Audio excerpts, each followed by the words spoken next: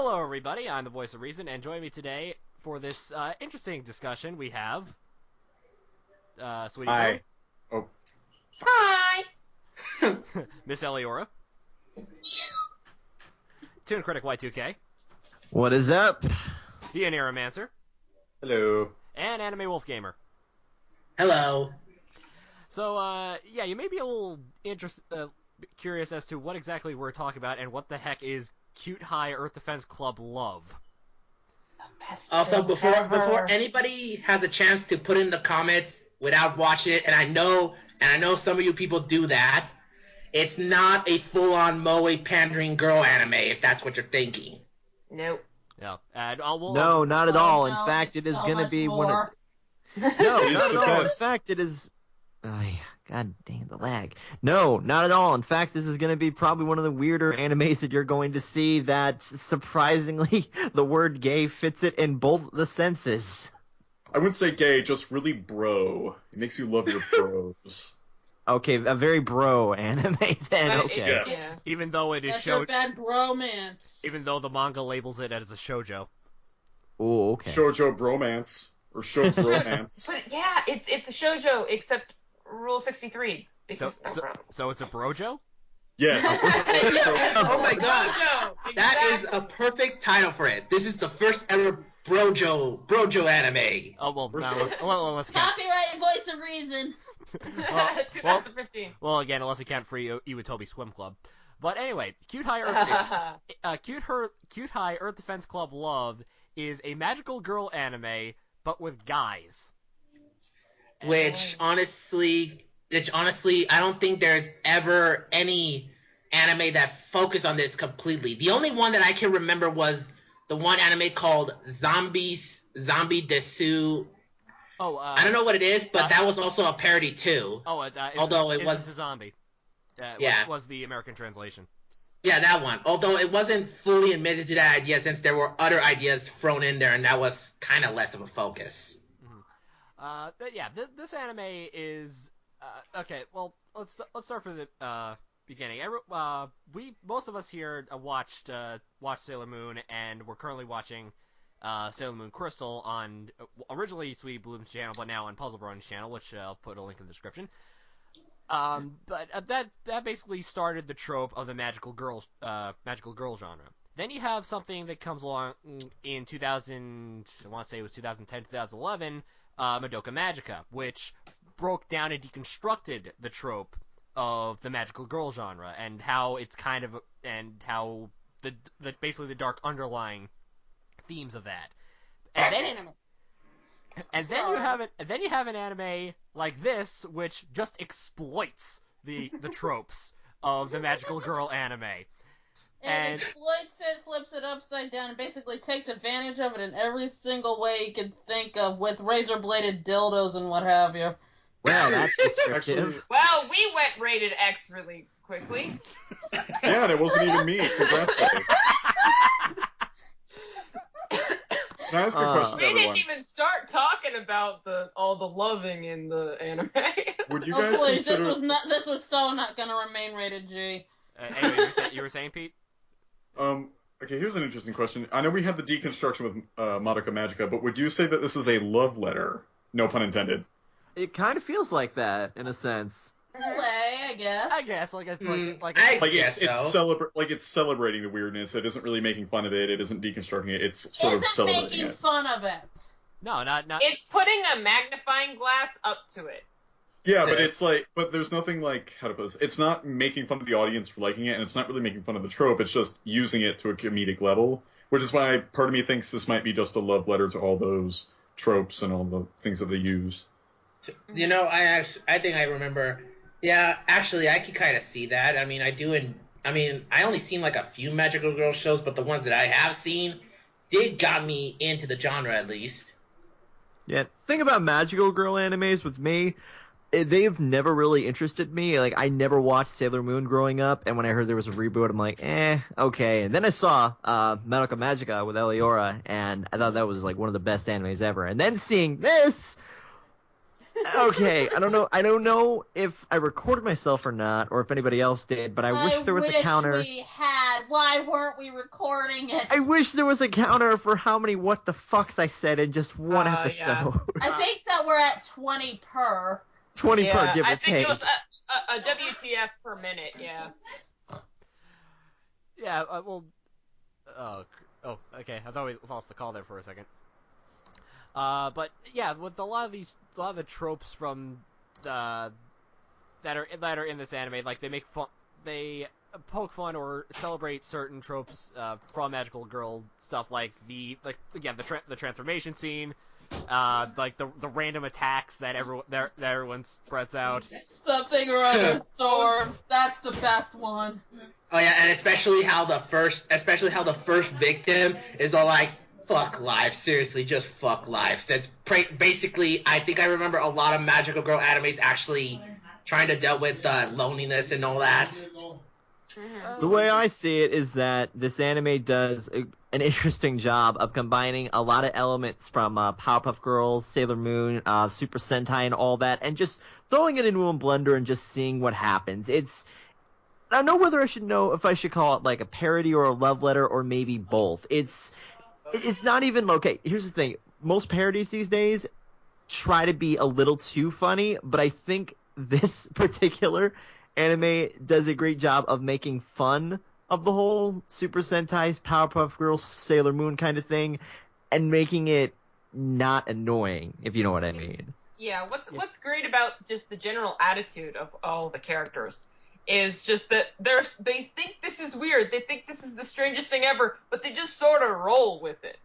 Yeah. Some more easily than others, but they are very much like, this is weird, but alright. Yeah, and that's honestly they also have a ton of like stoner moments. Like moments, and it's very stoner-esque. Just see the weirdest thing you've ever seen, and I can sort of tell you this from experience, both being friends with a stoner and occasionally being a stoner myself. You'll sort of sit back at weird stuff that goes on, and you'll just be like, "Dude, that's cool. That's awesome." Yeah, just let's roll.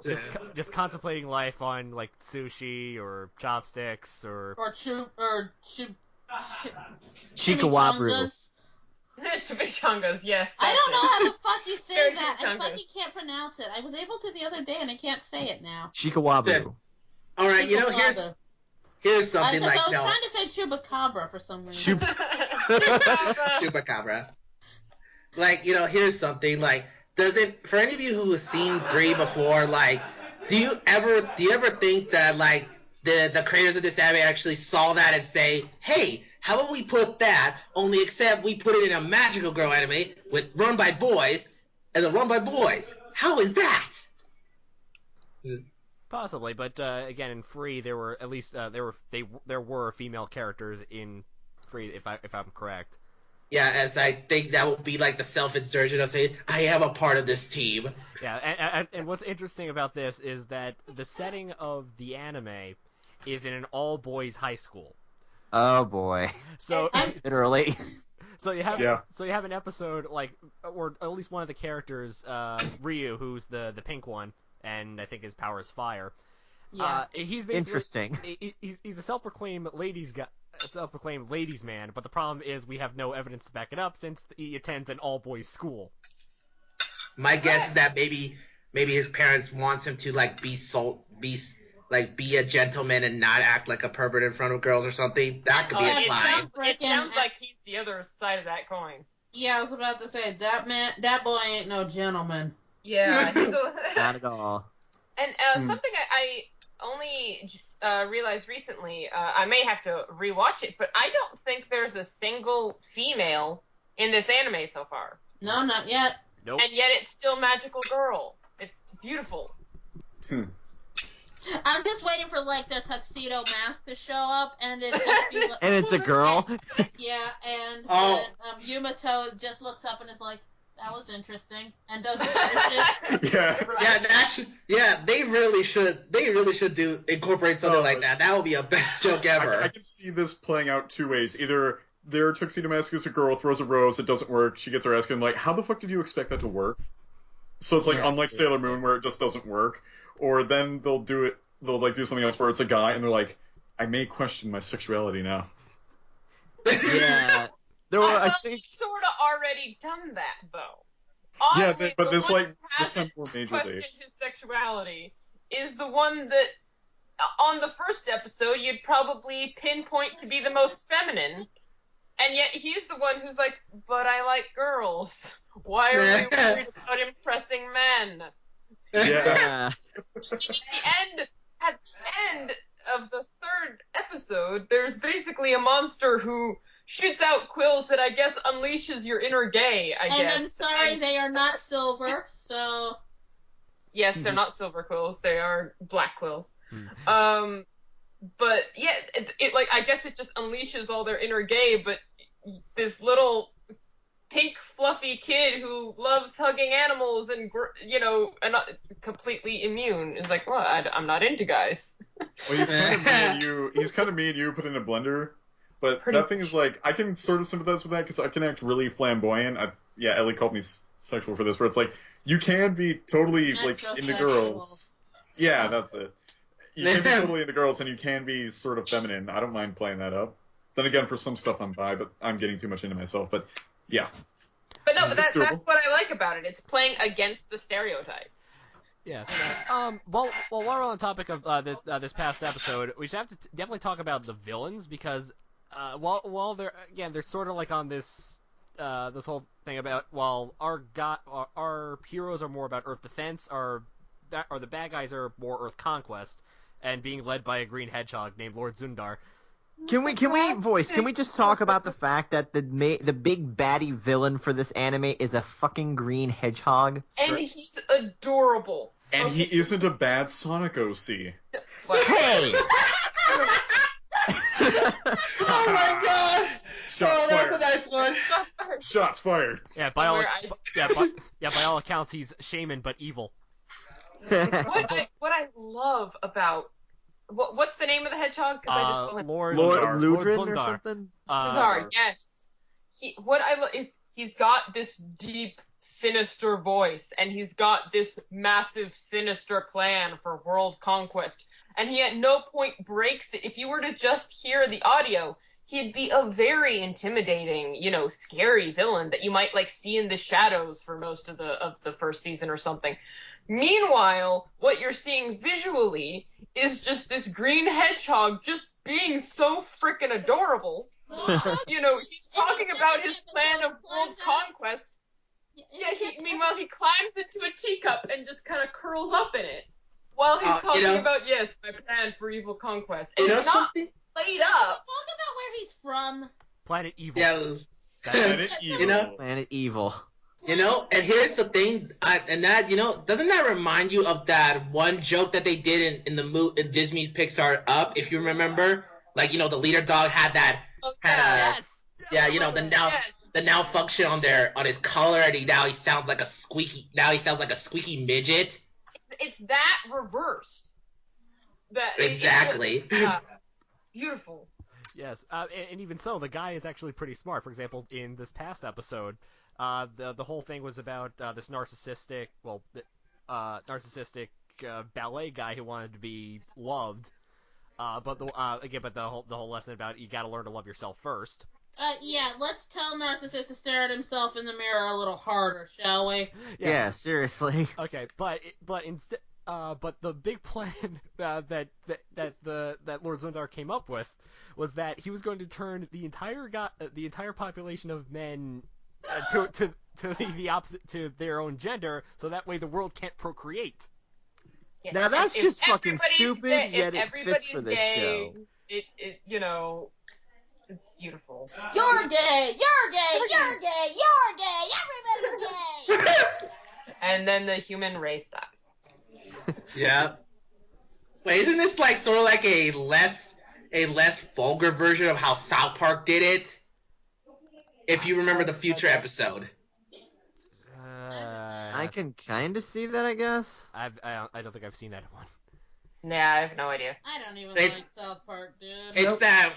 Well, basically, to give you the gist, is that basically few people from the future came in, and then they just took everybody's jobs, and then they had to do this big, what they call it, a gay out to prevent the future from ever happening. I don't think it. No, it doesn't. Anyway, off track. Sorry about that. Can I since I think I'm right, we're in something of debate. Can I explain why this works as a parody, or at least why I think it works as a parody? Go ahead. Go for it. Okay, take another thing that is a parody, like, say, Kimmy Sparkle. Yeah, take another thing that's a parody like Kimmy Sparkle. And there's a reason why I don't think she works, and why this works, and I'm just using it to explain. The reason why this works as a parody is because it's not just being a parody, it's also being a story on top of that. The characters are still well written. There's actually a plot here. And it's all, so to speak, but it's all still well written. There are no plot holes, nothing was sort of left out in the open, at least not yet. Which is why it still works as a story beyond just it being a parody. Most things are just made as a parody for sake of being a parody and lose consistency because they think that's all you have to do. Like with Kimmy Sparkle, one of her big flaws is that she'll be a parody, for instance, of something like annoying analysis traits, for instance. But the problem is that she'll be annoying in the process. It doesn't matter if you're satirizing annoying irritation or just being annoying. The problem is that you're still annoying and you're still unpleasant to listen to even when you're parodying it. Basically, it's like incorporate all what's bad, all that's bad, but you making it 10 times more worse. Well, it's kind of like you can't just use the trope and then say, haha, look at this trope. It's here because it's a parody. Har, har, har. No, you still have to use it intelligently. Yeah. As a writer. Right. For example, in the show, where one of the tropes is that, let's give Sailor Moon, for example, like, everyone should know her face while she's still in costume. Now, take Cute High Earth Defense Club Love. That's hard. That's going to be a tongue twister to say. They say, wait, how do they not won't be seen? And then the little cute wombat says, no, we have technology that'll blur out your face and change your voice. Then the next scene, it's all blurred and they're all like robots. Well, isn't that convenient? Wow. What works so well is that it makes fun of itself. It stays self-aware. And that's what makes the difference. It's surprisingly meta, and that's what I'm actually really liking about this series so far. Never mind all the what meta. the fuck, what the hell's going on coming out of your mouth every 10 seconds when you watch an episode. I like that, though, because I haven't really seen an anime that made me go, what the fuck, more so than, I think, like, Panty and Stocking. This series reminds me a lot of that, and I'm glad that I have another anime. Not! No, it doesn't have the same. I think he means his reaction to it is similar. Yeah. Well, your I'm not reaction comparing is the two. If you say that it reminds you of Panty and Stocking, fuck you. I'm sorry. Does it? No, wait. Kat, you mean to tell me that you like this, but you don't like Panty and Stocking? Fuck you. No, I'm curious now. I'm curious. Fuck you! Panty and Stocking is freaking hilarious, though. As you can see, audience, we have stepped into the argument of a married couple. Let us all sit back and wait for it to pass over. Exactly. Oh, come on, you totally sound like a married couple. Don't deny it. We do, and I think that's adorable, though, because I almost always win these arguments. Anyway. Oh! Oh! That is not a below the belt. That is a below the belt move, that sir. is a sleep on the couch talk right there. No, that is not sleep on the couch. That is you're going in the car. You don't even get the couch. You don't even get that couch. Remember that I'm going to be seeing you this weekend. Oh! Well, this got into a weird someone- territory. I hope your car Talking is in a higher comfortable, octave. Zach. I hope your car is comfortable, Zach, and no one shoots you because it's Chicago. Well, seriously?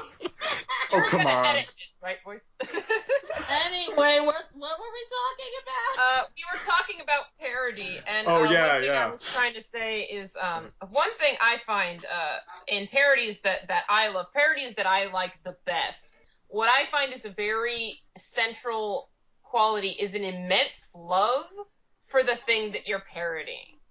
You know, you can see its flaws, you can see all of its problems, but you still love it. And I think that this does that very well. It still is, loves it, but also acknowledges and exploits the fact that it's stupid. Yeah, but what I like about this is that it'll be meta, but like sort of a lesser parody would just be like, hey, look at this meta thing. We're just pointing it out. Ha, that's funny that we're pointing it out. No, but this thing is like meta, but then it actually uses it, and it means something. Mm-hmm.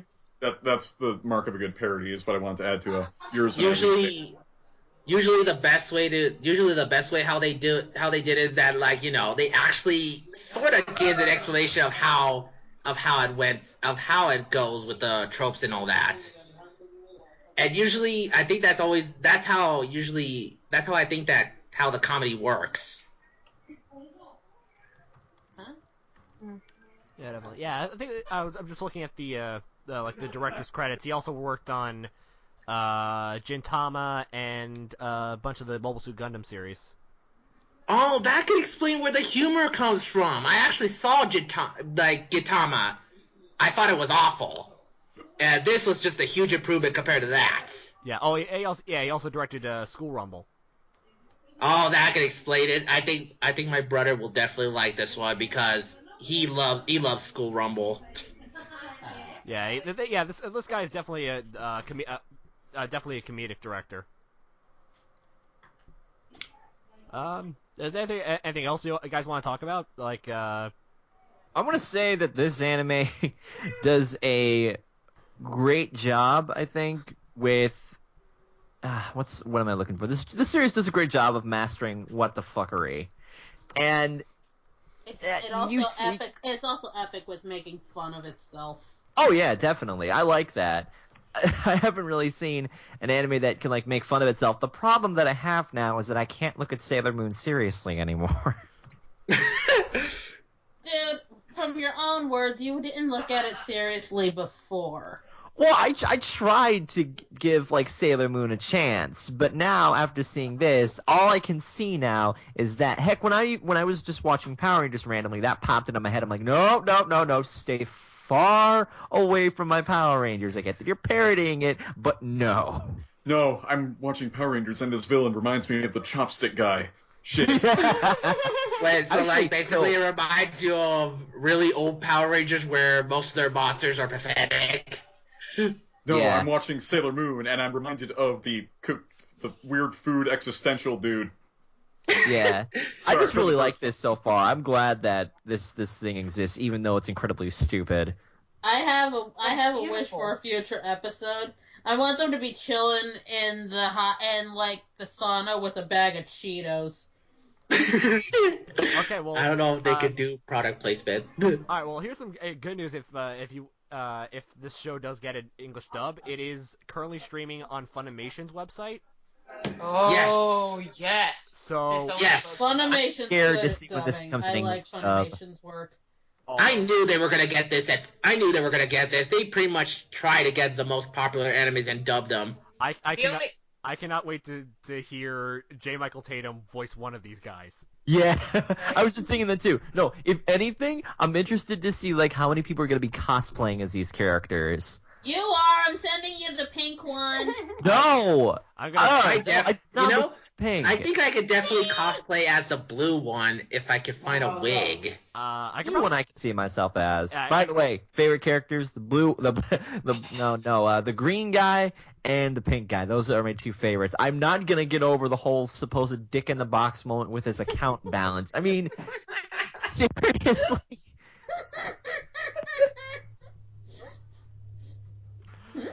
Oh my god, I'm still cracking up about that moment.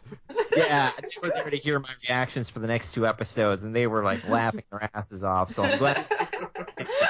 Kind of entertained. We also have a lovely quote from Zach during Yes. during his Yes. reaction. Would you like to recite it, Zach? Okay, fine, Claire. Only you can say it. Why can't I say it? Oh, screw you. Eliora, yeah. How about you do it instead, Eliora? Exact words here. I have the weirdest boner right now. Thank you, pink-haired dude.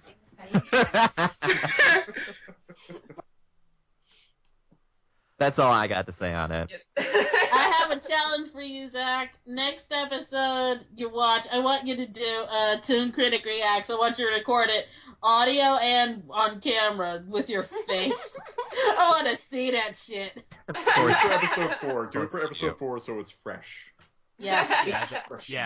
It's every Monday. They usually goes up. But on Crunchyroll, I think you have to wait a week for the next episode because when it currently airs, it's only for the premium service. Yeah, Fair enough. Yeah, so I'll post a link for people who want to see it right now. On Crunchyroll, you can see the first 2 episodes, 3 if you have the premium service. Yeah, and if there's anything else you want to add? I will just add that I want to cuddle a wombat now. Yes.